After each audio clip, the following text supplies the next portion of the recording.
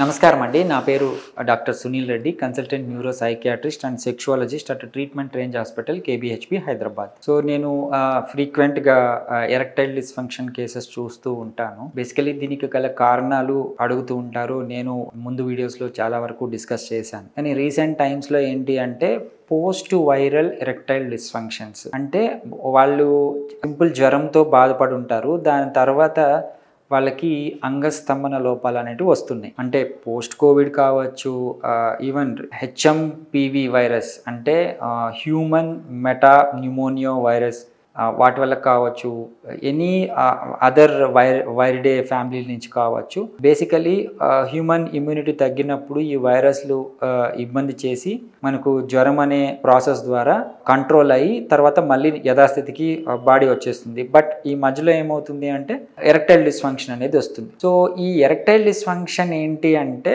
అంగానికి రక్త సరఫరా తగ్గడం ద్వారా మనకు మన కోరికలకు తగ్గట్టు అంగం గట్టిపడటం అనేది ఇబ్బంది అవుతూ ఉంటుంది. వీళ్ళు అంటే అన్ని టెస్టులు చేస్తారు, లైక్ హార్మోనల్ లోపాలు ఉన్నాయా, ఇంకేమైనా ఫిజికల్ అబ్నార్మాలిటీస్ ఉన్నాయా అని అన్నీ నార్మల్ ఉంటాయి. బట్ సింపుల్ వైరల్ ఫీవర్ కావచ్చు, నార్మల్ జనరల్ బ్యాక్టీరియల్ ఫీవర్ కావచ్చు, ఈవెన్ సింపుల్ డయేరియా వల్ల కావచ్చు, అంటే విరేచనాలు అవుతాయి. దాని తర్వాత నుంచి ఎరెక్టైల్ డిస్ఫంక్షన్ వస్తుంది. సో ఏదైనా ఒక అక్యూట్ ఇల్నెస్కి సఫర్ అయిన తర్వాత ఎరెక్టైల్ డిస్ఫంక్షన్ అనేది వచ్చినప్పుడు వాళ్ళకి ఈజీగా దీన్ని కవర్ చేయొచ్చు. అంతేగాని ఏదో మెడికేషన్స్ పెట్టి ఆ రోజు ట్రీట్మెంట్ చేసుకోకుండా దీనికి ఎక్స్ట్రా కార్పోరియల్ లో ఇంటెన్సిటీ షాక్ వేవ్ థెరపీ అంటాం. అంగానికి ఒక మసాజింగ్ టెక్నిక్ లాంటిది అప్లై చేయడం ద్వారా యాజ్ ఇట్ ఈజ్ వాళ్ళు ముందు ఎలాగైతే హ్యాపీగా సెక్షువల్ యాక్ట్ ని అంగస్తంభనతో ఎంజాయ్ చేస్తారో ఆ విధంగా వాళ్ళకి రివైవ్ చేయొచ్చు.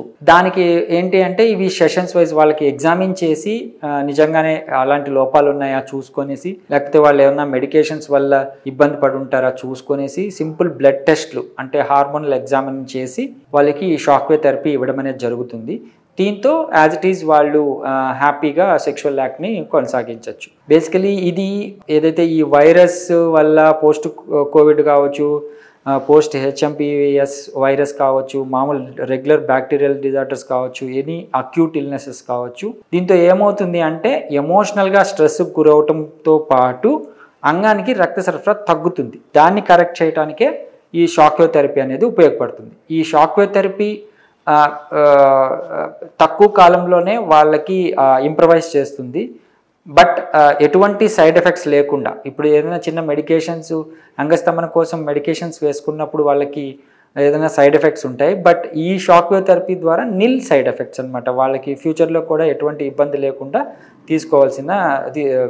తీసుకోగలిగిన ఒక ట్రీట్మెంట్ థెరపీ అనమాట. దీన్ని యూస్ చేసుకోగలరు. Thank you.